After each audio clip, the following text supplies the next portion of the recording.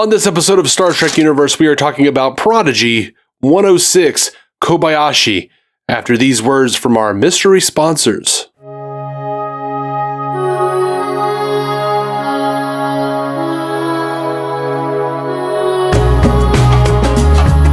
Welcome to Star Trek Universe, the podcast where you get to listen in on the Star Trek conversation being had by two lifelong friends since they were 6 years old. My name is Matthew Carroll.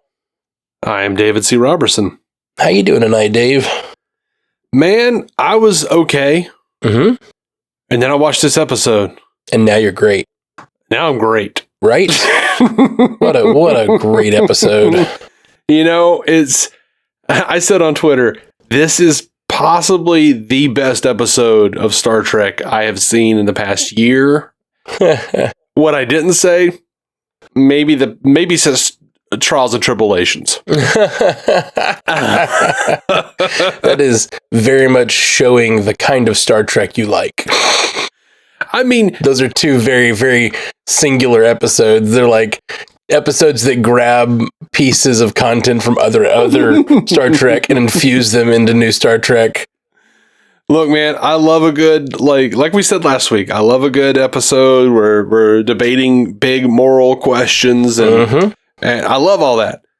But man, there are lots of people who just completely shit on fan service. Sure. And if it's real bad, I could see, like, if it's like, oh God, that's so stupid. Right. There may have been a pinch of that here. Sure, but sure. Thank you. I'll take it. I loved this. No, but this thing is like fan service. There's nothing wrong with fan service. Serving the fans. Like, that's the point of making content.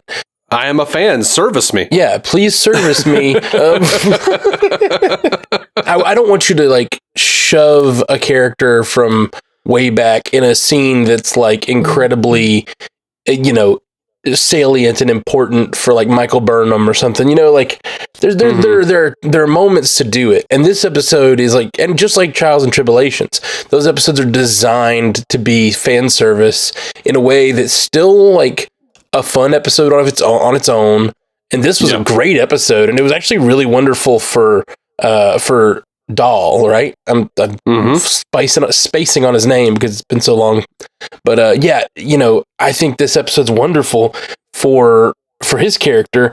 Like, he actually learns the lesson of the Kobayashi Maru, which was kind of neat. We've never seen a character like really get a chance to learn that live. I mean, except for in like Star Trek, what is it, Star Trek 2? Star Trek 2, yeah. Yeah, but that's like, it's not a character we really know at that point.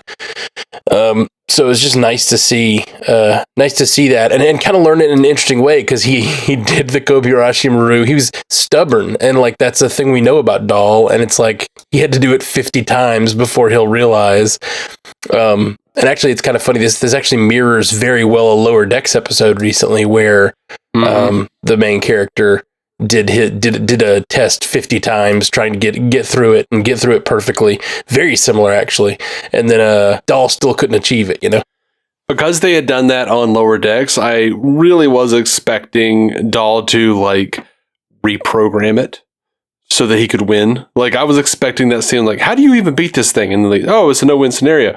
I was expecting him to try to cheat and then be like, look what I beat, the Kobayashi Maru. I guess I am the captain. I expected that. They did not go that way, but I expected it. Oh, yeah. No, I fully expected him not to be able to beat it. Basically what happened. And it was wonderful to see the way his like crew is mutinying on him, like trying to complete the Kobayashi Maru and seeing like, these characters that we love, Odo, Crusher, Uhura, and Spock all just yelling at him. And Scotty. Not really Scotty yelling at him, but so good. It's just so much fun. And were they all using audio from previously recorded? I know that Spock's and Uhura's were all from previous from episodes of the original series and all over the place. Gates McFadden was doing Crusher. Okay. Like new versions of Crusher. Yes. Okay. And obviously Renee has passed, but I'm assuming this wasn't recorded before his death. Right. No, that I actually have a list of all the places they got it from. Interesting, because Odo's lines, I gotta say, seem to fit well to the point that, like, I thought they were new. Yeah, no, they weren't. They weren't. Interesting. But yeah, Nichelle Nichols is not passed, but she is in a place of health where she would not have been able to do it. Right, and the voice would have been so very different. Even Gates, I felt like, was different. Yeah, and we got a little bit of that with Spock, where it was very clear when they switched over. I mean, besides me just knowing the material. Yeah, exactly. Far beyond what was healthy. When it jumped from the original series to the Kelvin timeline, it was like, whoa, that audio quality, yo. Not Kelvin timeline. The Star Trek movies, they didn't hit the Kelvin timeline. Oh, did they not? That last line when he says, "You did this is very much like a captain I once knew." No, that's was from Unification 2. That's from TNG. Oh, you're totally right. You're totally right. I was thinking it was from when he's in the cave with Kirk in the Kelvin timeline. He says something kind of similar. No, it's when he's in the cave with Picard. Oh, sorry. Wrong cave. Yeah. But yeah, no, when they switch over to like TNG and Star Trek 2, like that was just like, his voice got old. It worked though from because it's the computer, and they kind of like made it work where he's like a robot man almost. Like they clearly like they could only do so much because they're pulling from episodes. They probably didn't even have the original audio. They probably had to like strip out music and do all kinds of things to make that work, strip out sound effects. I've seen little documentaries and stuff about how they remastered it for Blu-ray, but the original series, but I don't remember if they had like the stems and whatever. Like I don't know. They may have had to like, but for sure, some of those audio clips did not match the quality of the modern recording. Right. And it was obvious. They also, some of them don't match very well the situation. They pulled a couple that were stretches. There were a couple. I forget what the ones that I'm thinking of, but it still worked. I still loved it. Yeah, like one of Uhura's I know was just like, well, that seemed a little dramatic for what was. Never mind. By the way, we normally try to do a recap, so if you're listening to this in the distant future, we've gone on a while without saying so, but this is the episode where Dahl does the Kobayashi Maru and gets visited by, ghosts of Star Trek past, as it were. That's a way to put it. Dude, seeing the Enterprise D rendered in this beautiful animation was like emotional for me. Like him sitting on the leather of the chair and like slouching in the leather of the chair and seeing Scotty appear next to him, like all that was just so cool. Yeah, I was like, I felt bad because I was like, God, the Enterprise D just never looked this good, right? this is, you always talk about animation, whatever. This looks way better than Next Generation, way better. I don't talk about animation, whatever. Sure, a lot of people do though. That's your grown-up hang-up. This animation's particularly good though. It's really well this style, and I mean, animation's just getting better, especially TV animation, particularly when you have to make a lot of episodes in the past, has been lower quality. But the way they're able to do 3D animation these days, and motion capture, and combine all these aspects of motion capture and 3D rendering, and like just really good textures, like it's really, really neat the way they pulled this off. It's pretty badass. I do have a question about, like, because he says, they're telling him pick his crew and he can't decide, he doesn't know anybody. He's like, just give me some of the best. I want to know, like, there's like my geek heart is going yay, but then like my nerd heart is going, wait a minute, what is the criteria for best? for best? How are they choosing these people? When did Odo become a part of Starfleet? Are we talking about just Starfleet officers, or just people that the computer knows of? Because I know the real reason is we want to pay tribute to Renee, and that's amazing and wonderful, and I get it, and that's fantastic. But why was he there? Right. That's my question. Well, I'll headcanon it and say, we've joked we've joked / theorized on Picard particularly how all of this stories that we've watched on Picard, they've all grown up with those same stories because they've been turned into holonovels and such. Like, and it's clear that that's the truth on Picard. Picard, like people know his stories, they know his missions and stuff because there are now holonovels about his days as captain. And I just have to assume that that's true of all of the series that we love.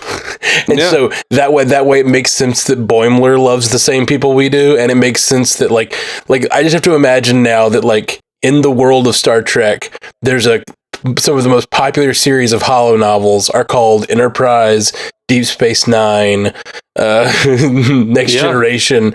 Like I have to imagine those are like the most popular series of holonovels, and that's why these people know the same crew. And in that case, if you get to this point and they're like, just give me some of your best. It's probably based on algorithmic, similar to like how you do iTunes these days. Like, who are most people picking? And they just throw it in there. Yeah, and they chose based on the ship in the program that they chose, which apparently was the Enterprise D. Yeah, and, exactly. Just kind of branched out from there. Totally makes sense to me. And if I have seen some pushback from people. Not about this episode. I haven't seen anything negative about this episode except someone complaining about how much fan service it was. But sure, I have seen a lot of pushback about the idea that all of these things that we've watched were fictionalized at some point in the Star Trek universe. And I would like to point out, as I have before, Gene Roddenberry was the first one to do that in like Kirk's little prologue in Star Trek: The Motion Picture novelization. Just the novelization. Yeah, but it was written by Gene Roddenberry. Sure. And he, Kirk in there talks about how like people, overplay the events of his life because of dramatizations that have been made available. So basically people in the Star Trek universe are watching TV shows about Star Trek. I feel like some of that is him saying like, maybe if the tone is a little different and the movies are a little more realistic than those kind of teleplays you watched, that's because those are the dramatizations you were watching. Now let's get to the real stuff in the movie. Yeah, I considered that, but it is an idea that Roddenberry himself championed for some amount of time anyway. Yeah. I mean, you remember in Logan how they have the X-Men comics exist in Logan? Yeah, absolutely. Yeah. Kind of reminds me of that a little bit. I love Logan. That's like the only reason I don't want Hugh Jackman to show up in the MCU. I'm like, no, he had a swan song. He had his swan song. After, not to derail us, but after No Way Home, I'm just like, do anything you want. I am so like, do anything you want with that level of thoughtfulness, and I am in. Like, just do anything. Kevin Feige hook the car battery up to my nipples. Feed me 121 gigawatts if that's what it takes, baby. Just as long as you're paddling me while we're doing it, that's fine.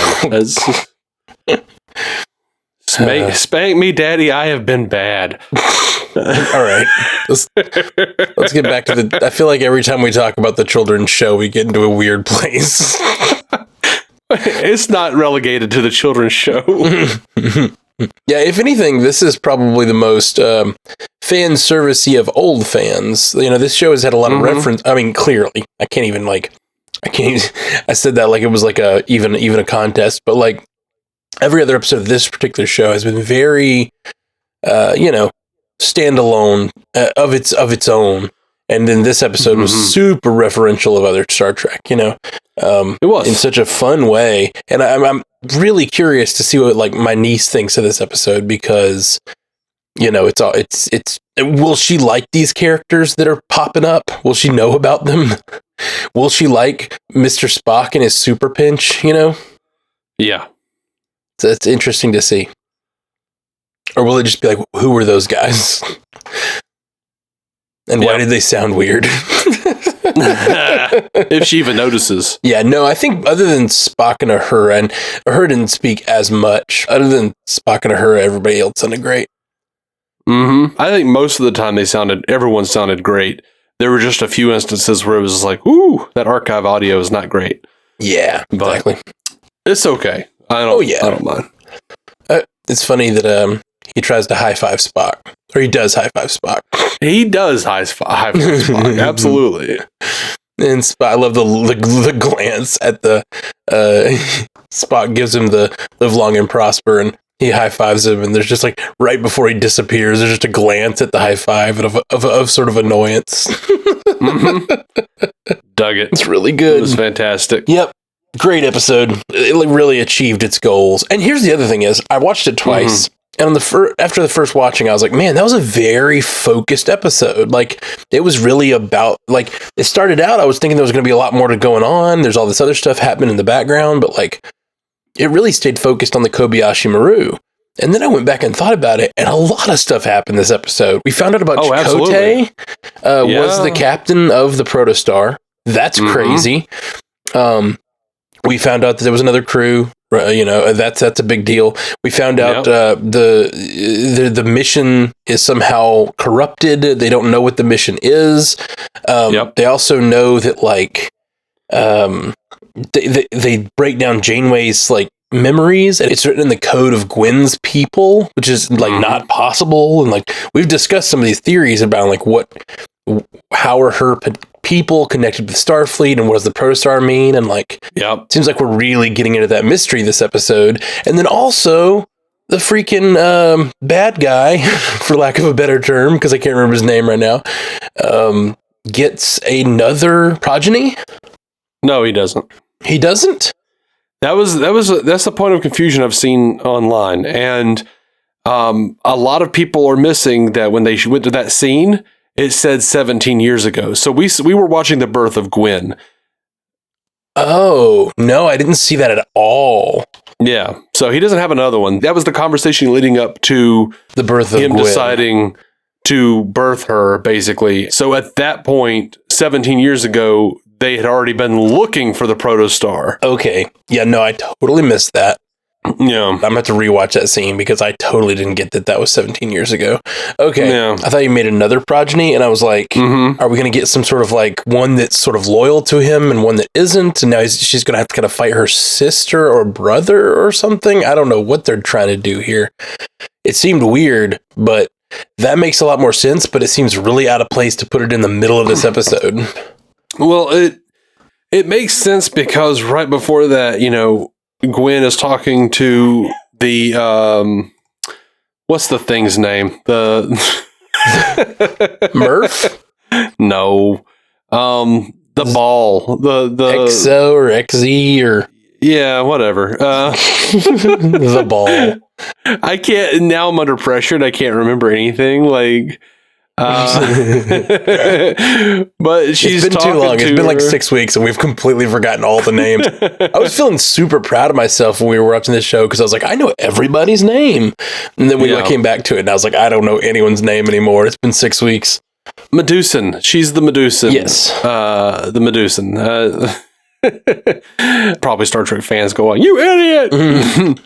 But no, she's talking to her about like, I don't understand why my father would have had me in the first place, and like what would be so important about this ship that he would choose it over me, and then they're like, well, we'll find the answers together, and then it fades right into 17 years earlier where the diviner is talking to Dreadnought about how he's been searching for this thing, but yeah, they said 17 years ago.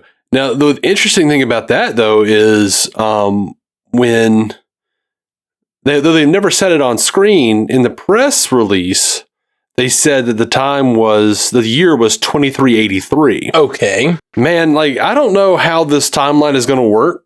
Like, if he's been looking for it for 17 years, that means that if the year they said in the press release was accurate, that means that Chakotay took the Protostar back 5 years before Voyager got home.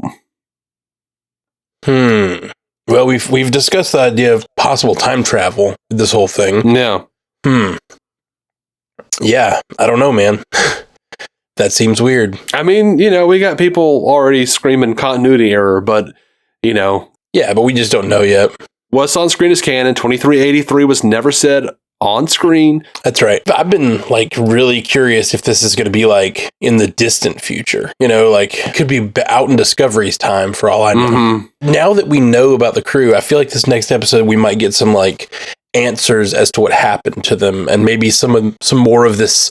Even if we just get a little bit more of this video of Chakotay or this holo of Chakotay or whatever. I screwed up. I'm looking at this, and Chakotay would have been taking the protostar back.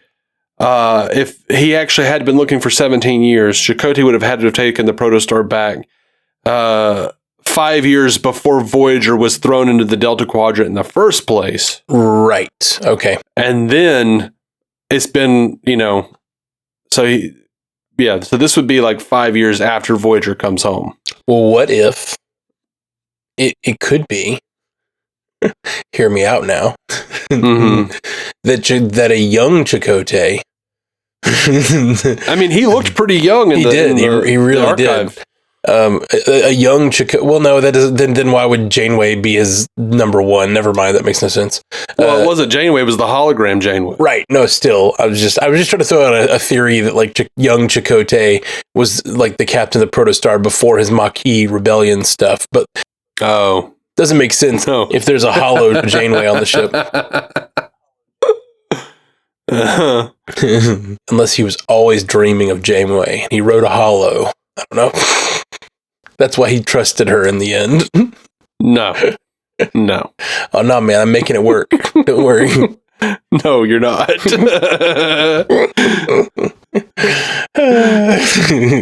That said, they should have wound up together in Voyager. That was some bullshit.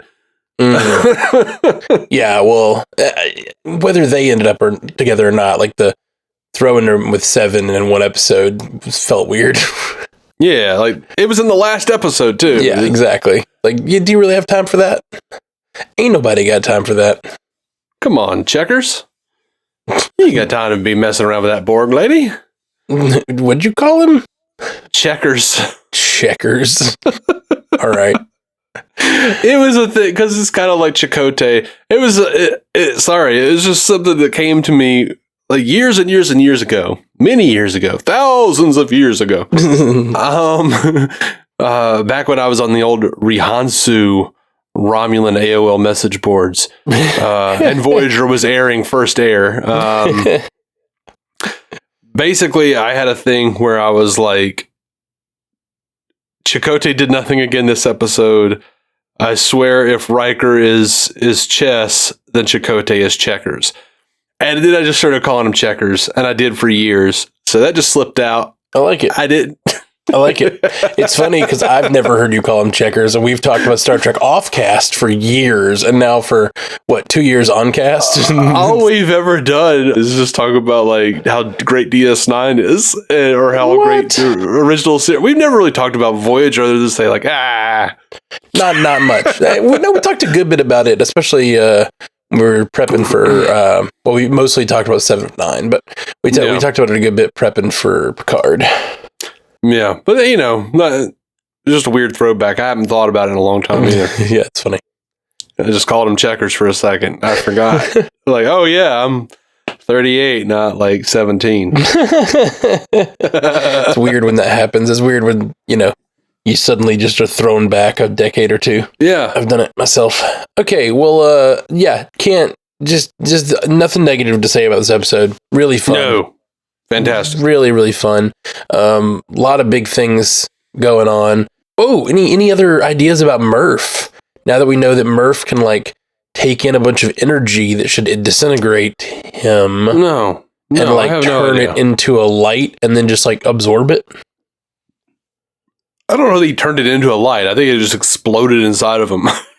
Right, but it didn't come out as heat or like or concussive blast or anything. It just a light emitted from his belly out of his mouth. So like, he's doing some sort of conversion there. Yeah. So I don't they've said, "Oh, it's a big reveal what Murph is." I don't know. I can't. No, it doesn't look like the one picture we have of a Danubian slime devil. So, and that's what everybody keeps saying online. But like we have like not one non-canon picture of a Danubian Slando. Actually, it's not non-canon. I think it was like on a poster in sick bay in the original series somewhere. Huh. But I say it's one of Odo's people that never did like just got, hasn't been is still working out its whole shape-shifting thing. Okay. Well, it's my throw out. That's my guess. I don't think that at all, but okay. Yeah, no, especially after what he did this time. I don't think Odo has that ability in any way. Yeah, who knows? I think it's going to be something fun, though. Oh, man. Good stuff. I hope so. Great stuff. I'm looking forward to next week's. Yeah. I don't know that it can top it. No, I think, especially for you, I think this is going to be your favorite episode of the series. Like, it might be.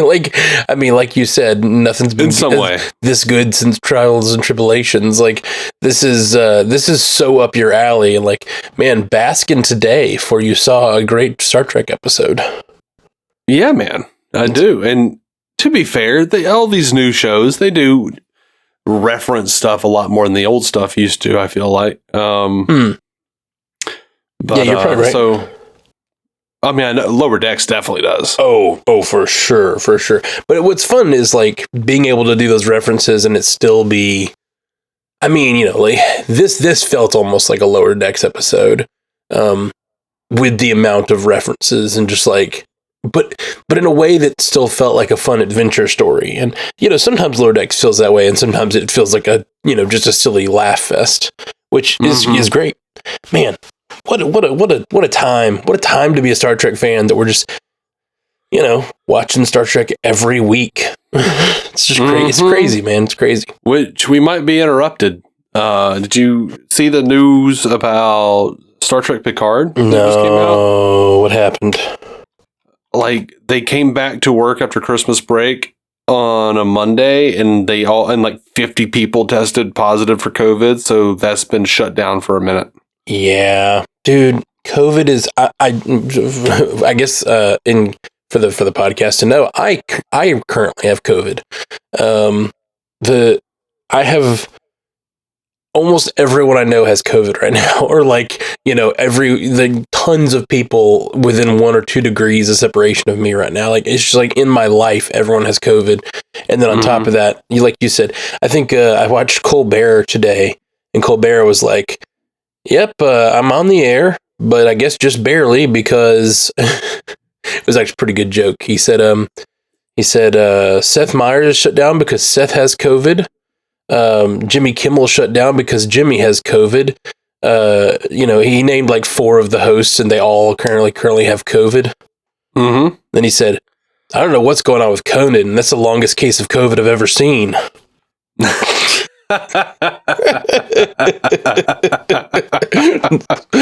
Pretty good. Pretty good joke. It is good. But yeah, no, it's like it's just crazy. Like, even at that level of people trying to protect them and trying to protect their their own safety, so they can make these multi-million-dollar shows. Like 4 of the 5 big late night hosts all have COVID. Yeah, it's just nuts, man. Yeah. Sucks. It's Omicron, and it sounds like Omicron's less hospitalizing by case number. Like, it's less percentage of people are getting hospitalized, but it's still like people that aren't vaccinated are getting hospitalized to the point that it's still putting a lot of stress on the hospitals. Yeah. So and that's always been the issue, man. It's like not so much the you know this, but like it's not that people can't be saved from COVID, like the ventilators and the this and that. Now that we've had years to prepare and stuff, but like, yeah, when the hospitals get overrun like this, people start getting turned away from all kinds of other stuff. And like we've all got family that's older, and it's like, man, my mom's been in and out of the hospital, and these last few months have been hard to get her into the hospital some days because COVID's just got everything maxed out, Yep. She lived in a hallway for a week. Her first week after her fall, she was like in a hallway. I think it was 3 days in a hallway, and then she was still like in the ER for like another day or 2 because couldn't. Yeah, it's crazy, man. So hopefully this will all get better, and And my case of COVID was pretty mild. I was kind of knocked on my ass for about 4 days, but it just like flu-like symptoms. Nothing. I wasn't like close to death or anything. Yeah. Oh man, crazy times. Yeah, it is. I don't know what to say about it other than get vaccinated. Yes, everybody, please get vaccinated. All right. Well, thanks for hanging out with me and talking Star Trek, Dave. Yeah, man. By the way, I loved the in memory of Rene Auberjonois, James Doohan, and Leonard Nimoy, who inspire us to go boldly at the end of the episode. Yeah, I loved that. That's beautiful. That got me. You know what's that hit me in my heart hole, man. Heart hole. You know, it's the hole where my heart used to be. You know, it had to be like a hard decision when they're making that at the end to like. It's the. I just heard it's the hole where my heart used to be. Like when they're making that, like, not that because she's close to death, but Nichelle Nichols is also elderly and has, made this Star Trek for a long time. So it's like, I wonder if they're like making that, like, how do we say this without implying that she's dead too? Or like, you know what I'm saying? Yeah. I wondered if they chose her for the episode because they thought she might be by the time this comes out. Yeah. We just slap her name on there. It's pretty likely. Yeah, no, but that's a bummer. She beat the odds. But I mean, they had Gates McFadden on there, who is not, not in that. I was, I don't know, favorite security chief. I was really hoping for a little Worf to show. I kind of was hoping them to cycle through people, I guess. But I mean, it was really nice to see these four and get to like a bunch of them, and get this much Odo in an episode. I mean, who would have thought? Yeah, I loved it. Man, if I could, I would just hug Renee right now. Yeah, man. Great actor, did great things on the show. And he'd probably say to me, 6 feet. Yep. And I'd feel like Quark, and all would be right with the world. I love that he came. Did you ever watch that Stewie Family Guy movie? The Untold Story or whatever? No. There's a great bit in there, because Seth MacFarlane loves Star Trek. You know this. Yes, I do. They had a great bit in there where Stewie says something about his cousin Quark. And then it cuts to Quark's bar and Stewie as Quark. And Rene Auberjonois actually did the voice. And he's Odo, and he's standing, and he says, "What are you up to, Quark?" And he's like, "I don't know nothing, man." He's like, "Quark, I'm on to you, Quark. Leave me alone, I don't know nothing." I think you've told me that before. It's really good. I really want to see. I'm excited about the Orville coming back. One final season, huh? Right? I don't think they've officially announced that yet. They moved it off of TV, and now it's only going to be on Hulu, which I think seemed to bode. I think it had been announced as one more season at one point, but then they instead decided to move it to Hulu, which kind of gave it a new life. And then COVID hit, and it's been like 2 years in the making. So now who knows? It's been 3 years, and they could get another chance at life if it does well on Hulu. So I highly recommend, if you love this stuff, like go check out Orville. It's like, a lot of people like it because it's so much like classic Star Trek. Right. With some Seth MacFarlane humor thrown in, which I actually find refreshing. Like, it can be distracting, especially in the first season. Season, they're still working on that balance. And my theory is that Fox was like, make a Seth MacFarlane spaceship show. And he's like, no, I just want to make Star Trek. Yeah. And they're like, no, make a Seth MacFarlane, lots of dick jokes. And he's like, all right, I'll give you your dick jokes if you give me my moral ambiguity. Like, and after hearing him in some interviews, like, it seems like he really cares about the stuff that I really care about on these shows. There's more of those like long, boardroom talk scenes about like the moral, rightness of a thing than there are in like current Star Trek. I love it. But then the jokes, they're still there for sure all throughout, and it becomes more about like the people are just real people.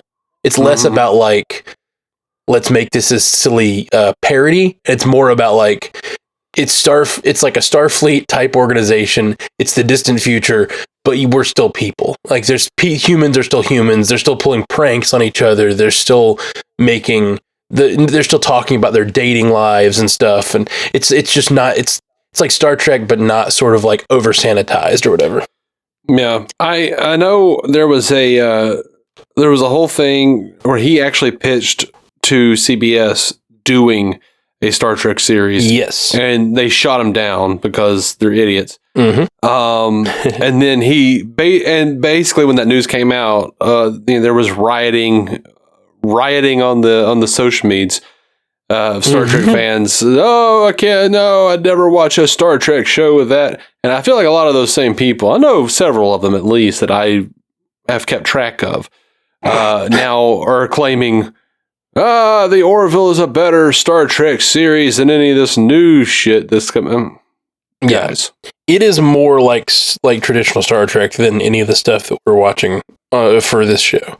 Any of the officially made Star Trek stuff that's happening right now, it is more like the original stuff. Or TNG, really. I feel like it seems more like TNG.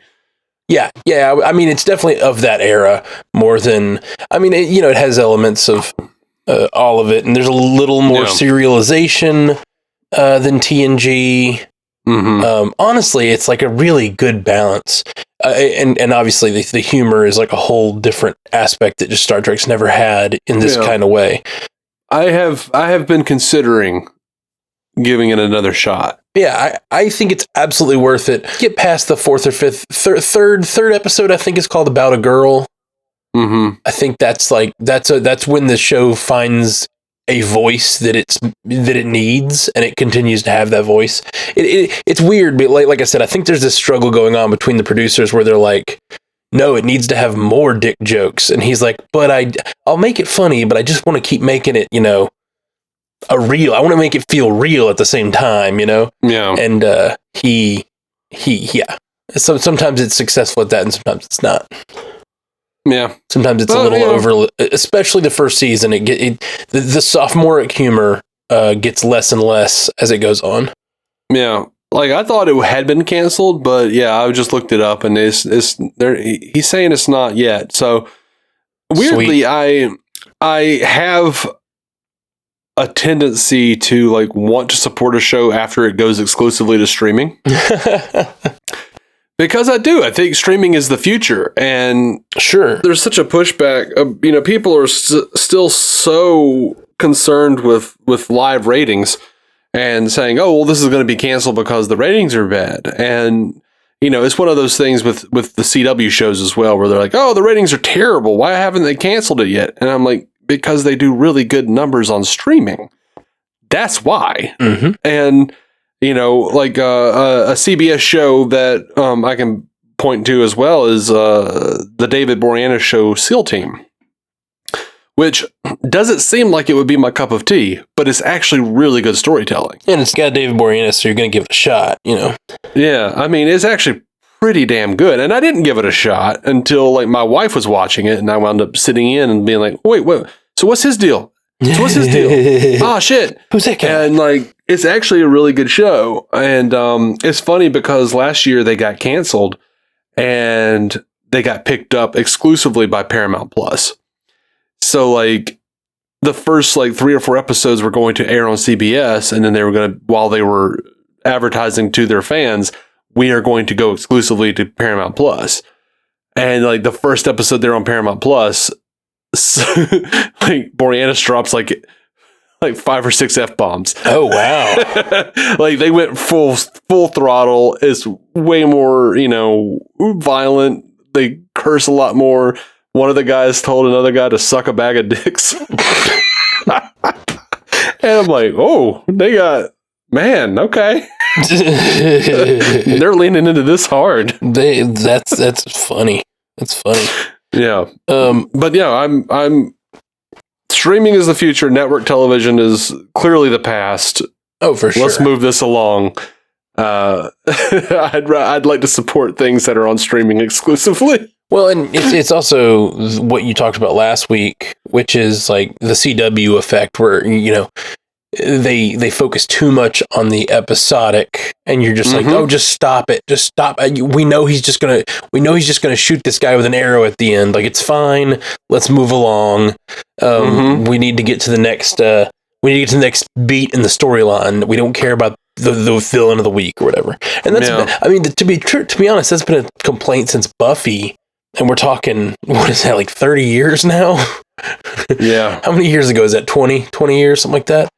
And we were, complaining about it way back then. And it's like, yeah, it's still a problem. And streaming, that's not really what people do in streaming. And so, I'm excited. But yeah, the Orville, I think it'll continue to have an episodic feel, but they've already done things that are really bold. Serialized storyline. You're saying they're going boldly. They are going boldly into new and interesting storylines. They really did some serialized stuff with Orville, like seasons, whatever. I mean, like I am so excited about where it ended in season 2 to see where that could go. You know what I mean? Like, it's like genuinely really excited.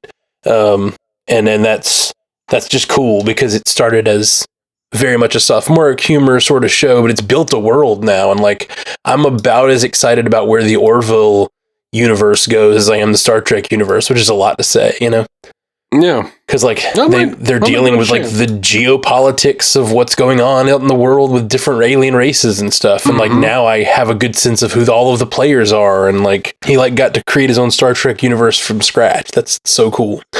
Yeah, it's probably better than if he was constrained to have to deal with like the universe in of itself.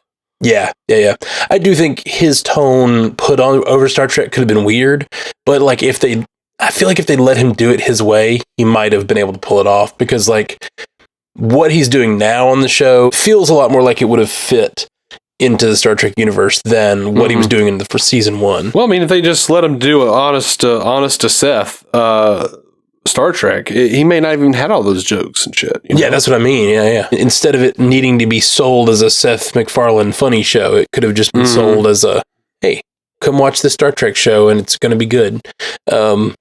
Yeah, man, I'm pumped. Anyway, that starts in March, I think. We're finishing we're gonna finish our coverage of season 2 and start season 3 right when it starts for the for PandaVision, our other Stranded Panda show over there. Okay. So if you get caught up and you want to join us, let me know. It's fun to have you. I'm working on Marvel right now. Truth. I loved Loki. I'm into What If. Oh yeah, how far are you in? I watched Captain Carter and What If Star-Lord was T'Challa or whatever. I loved both of them. I loved both of them. Good. Then you're in for those are both really, really good. Oh gosh. Yeah. What if T'Challa was Star-Lord is like so insulting to Peter Quill. Just so dang insulting. That damn cliffhanger with Peter Quill working at the DQ, working at the Dairy Queen. Yeah. And they're like, that's a story for another time. I'm like, holy shit. Just so you know, like, and this is something they came out with about right now when What If was going on, and everybody was so excited about the different characters, and everybody's starting to like stamp the Captain Carter shield on things and stuff. They announced around that time that they will absolutely be revisiting some of these worlds in season 2. That's awesome. And they said specifically in that thing that they would be revisiting the Captain Carter world. And so like once I started hearing that after they released the first couple episodes and they started announcing that, it's just like the idea that they could tell these stories and any of these multiverse worlds exist and could be revisited. Is so cool. To be clear, man, if they do an Avengers movie with a multiverse thing going on and we get Captain Carter running around with Sam as Captain America, like I want a live action Haley Atwell as Captain Carter. Yeah. Oh yeah. There have been discussions of that a lot ever since that episode came out. People just like, bring her back. Bring her back. Absolutely. Yeah, man. Absolutely. Yeah, so I'm down for that. Like, I really, really loved what they did with her and with that episode. What? Have you heard any of the speculation that, like, that they're building? Okay, this could be a spoiler a little bit.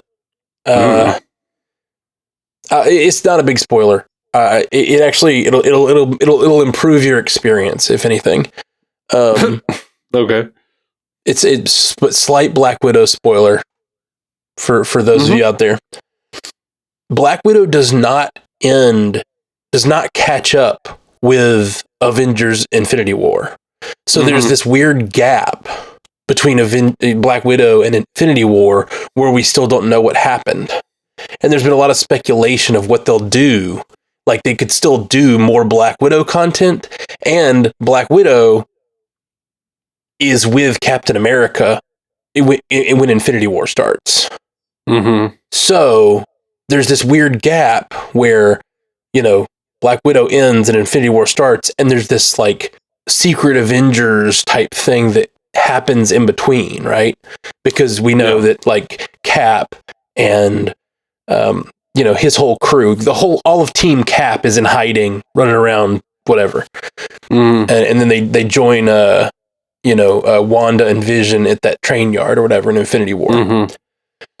But, like, there's been speculation that this has all been sort of like a long game thing with the, like, leaving of Steve Rogers and with the, you know, the Black Widow swan song for Scarlett Johansson, that being their last two movies and all that. Like, there's been some speculation that they could, if they wanted to, like, so let's say the MCU's on rocky footing, they need to bring back some of their heavy hitters. They could do a Secret Avengers movie, and literally they could call it Secret Avengers, clearly. Yeah. And it could slot in between, like, what was going on in between those two things, you know? Yeah. That would be a real act of desperation, I feel like. I think more likely than doing a whole movie, they could do something like a Disney Plus series, or it could be like, here's some of the events that happened like, sprinkle some of the events that could have happened then. Yeah, that might inform future events. Like, maybe they messed with some multiverse stuff during that time. Who knows? You know, whatever. Anyway. That's all neither here nor there. But my idea was, as soon as you talked about having a live action Haley Atwell show up, like, I would love to see a Steve Rogers who's been on the road with Nat for like two years, and they've sort of fallen for each other. And there's, like, they finally have their embrace, you know, or whatever. They finally have their moment of passion together, and then, like, a multiverse rift opens up and, like, Captain Carter steps through. Yeah, it'd be badass. Right? And she's just like, well, okay, Steve, I guess you've got a new dance partner. He's like, I haven't danced in 70 years. It's been a long time, Peggy. The super soldier serum doesn't just enhance my strength. It also enhances my libido. Oh, man. Anyway, so, yeah. I think that's kind of a fun idea, though. I'd be down. I'm down for almost anything they want to do. Like, I you know, whatever they want to do. Like, I don't know if they have ideas for that. They clearly left a hole there for a reason. I just don't know what it is. I'm like, I was watching the end of Black Widow, and that's why I say it probably will increase your experience, because I was watching Black Widow being like, all right, now they need to tie it all together. Yeah. She needs to meet up with Cap at the end, because that's where Infinity War starts, and then it just doesn't happen. And I was like, yeah, well, that's annoying. Like, they don't explain how she gets from there to there, and it actually is kind of not obvious. So it's like, what? I don't know. It's annoying. Yeah, I love how you're like, they left a hole there for a reason. Might as well fill it with Cap's dick, because ScarJo definitely needs a man. No, I just think that, like, come on, strong and independent. Listen. It's him that isn't strong and independent. He is Captain America. He's nothing but strong and independent. No, he's just like America. He only thinks he is. Only thinks he's strong and independent. But no, I'm just playing with you anyway. No, I know. I think that they have a lot of chemistry in Winter Soldier. They did, and it just purely from a chemistry perspective, I was like, that should have happened. Even though I'm kind of glad it didn't.